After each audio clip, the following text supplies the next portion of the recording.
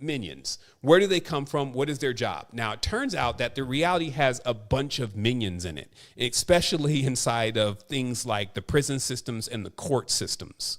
So basically, the minions themselves are what we could even see today as the Freemasons. And I just want to explain this very easy, because it's not like just that every single one of them knows how. Well, I don't know.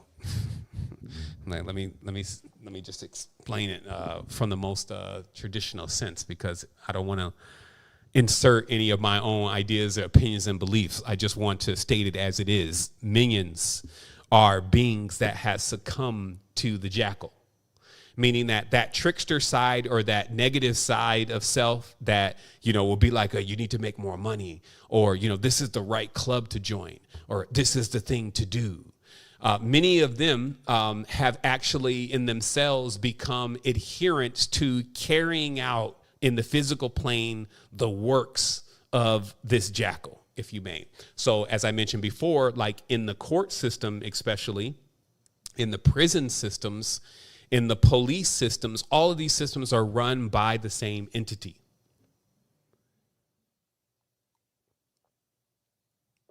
And in this process, without going into a lot of details, the goal is to get the person to become desensitized.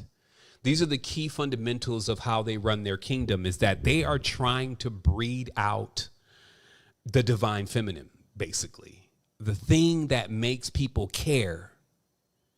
And when they do that, and that's why these people, they don't give a shit, for lack of better words. They don't care. They will do something to somebody. Like if you notice that even in the jail systems, like you could lock somebody down, you see dudes struggling, he needs something to eat. You could put your foot on somebody's neck and you could give a kid a 20-year sentence, because they don't care. Because what they're being bred through and occultated through is a process that is literally making them no longer care. It's a simple word, right? So but what does that do though? Just so you understand, why is it in their cults, they want to desensitize the person that is being initiated? It's because when you stop caring, you enter into a certain frequency. This is very important because it's always happening. It's even happening right now. Some of us, it's happening too, where stuff's still happening bad to us, or, we get pissed off. Somebody's done something. Sometimes when you get what you call conscious, now it's unconscious people that become the problem.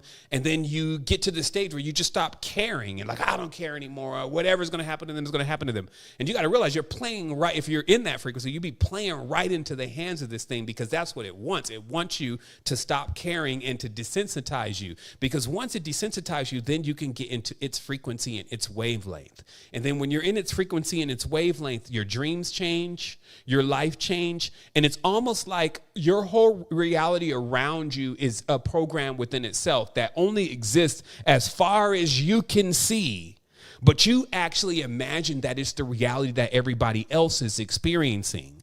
Also, minions work in a beehive. This is why IBM's symbol is a black bee. Right. So this is like a beehive where the queen has been removed, and I don't even know if you want to call the jackal a king. A joker has took the place of royalty and is now running the beehive. And so in this beehive, you have all these minions that are super low vibration, and they are deadened. So how they corral more members into that beehive is through the synchronization and redundification. What is this?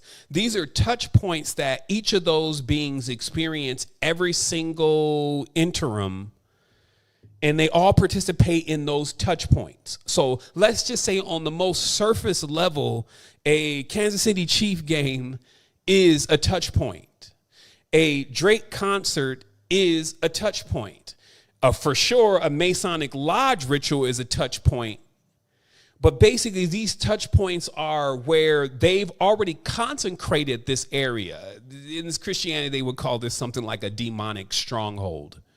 They do exist, meaning that prisons most of the time are demonic strongholds. This is because you have people that are coming in there and they've been listening to more of that other energy, right?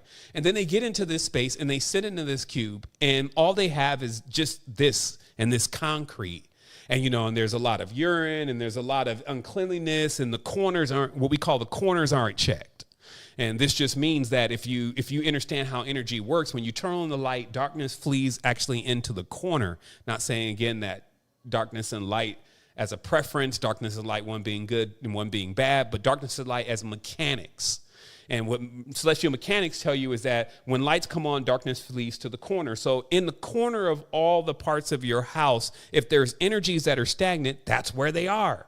So that's why when we sage, we walk to the corner, to the corner, to the corner, to the corner. We even go to the closet, corner, corner, corner, corner. And if you have a third eye, you'll notice that all the energies that are stagnant, we'll just call them that, they will retreat to the final corner. And then you hit that corner, and then now, as Shorty was saying from Exorcism, this house is clean. And it's literally like that, right? So again, this frequency or this wavelength in itself is very dank. And it's the dismal and the dark, depressive sides of the consciousness congealed. And the reason why I use that word congealed, because Adam, as they say, was congealed. Congealed means is when the energy is stacked up and concentrated so much that it now, it's like a neural network in itself. It just comes to life. Like whatever all of that energy really is, it catches into another resonant field, and then it now creates a vibration or a frequency. So this is a stronghold. So again, clubs, jails, courthouses, stadiums, these are strongholds. And so what this means is that it's easier for you to be synchronized into the frequencies of that wavelength that we talk about, that minion wavelength, especially nowadays, because the technology continues to advance. They've got graphene within 40% of the population now. This has basically got their energetic systems running on overdrive. Those are the ones that took the shot. And so the system is running on basically overdrive. That's why some of them are magnetic. So their auric field is being just like a donzi. The boat is being floored. But see, this is what goes on in the minion kingdom. What they do is they break the inhabitants of that kingdom and they throw them away like trash. This is why in many of these artists, the rap artists and the rock artists, et cetera, it's known 100% that they're under these contracts, and these contracts are not pleasing to them, no matter how much they're pretending that it is. They talk about one gentleman who he has every year 200 concerts booked. And you'd be like, man, David Bowie is still going. And David Bowie is basically under a contract. And in his contract, it's enslaved him for the rest of his life, where he's got to go up on stage and scream at the top of his lungs, headache and all, a song that he sung 1,000,000 times that he can no longer get out of his mind. So you got to understand that in the Minion Kingdom, they don't care. So they don't actually, there's no honor amongst those thieves. So they don't care about each other. Like, hey, he did a lot of work for us, he should get a break. That's not how it works. A break for them is, oh, he's broke, let's throw him away, let's find another. And then that person that is now completely broke just lives in that shadow, and again, it just gets drowned out. So this is something that's really happening. This is why I'm bringing this up now, because this is what is the next step for many of these beings that are in the reality that are still tied into that construct. They're not playing games with them. They're already making plans to set up in their holiest of holies. And I think that that's where this whole advent in the next 2 years, what we're going to see is we're going to see virtual reality and augmented reality, mainly augmented reality, take a step onto the scene.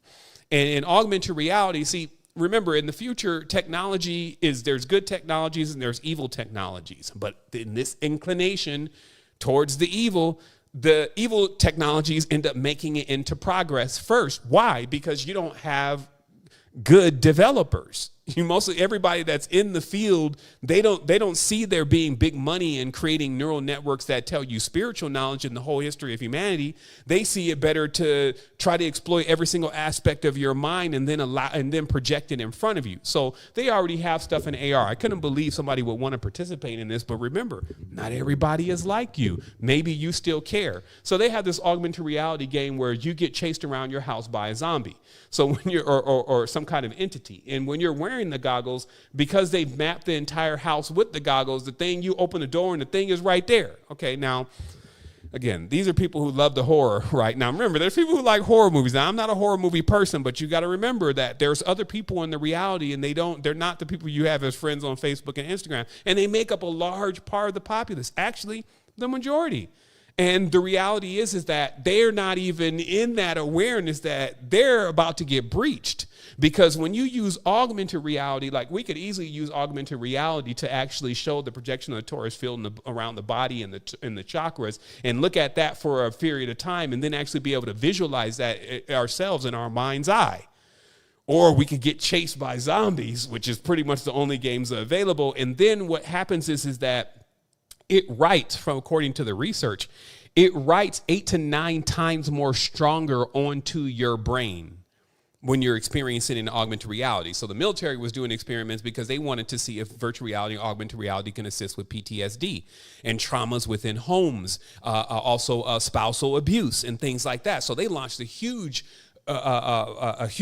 experiment to get that data back. And when they got that data, they said, this stuff is phenomenal. A person is impressed upon, they're impressed 9 to 10 times more than they would buy a TV or a video game. And so this is where things are going, right? But it's not going in the direction where now all of the educational tools are going to be booted up on this thing first. What it is more gore, more horror, and more of the narrative of EA, which is Saturn, EA Games, which means their motto is challenge everything, and all the rest of the game companies. Another brother brought up that, Saint Steve, this is the word Steve is Saint Eve, and that Saint Eve bought us all the Apple, right? And that's the iPhone, right? And that on the iPhone, we have apps, right? Which is the root to the word Apple. So we just have all these apples, which are basically or basically encoded packages of intelligence.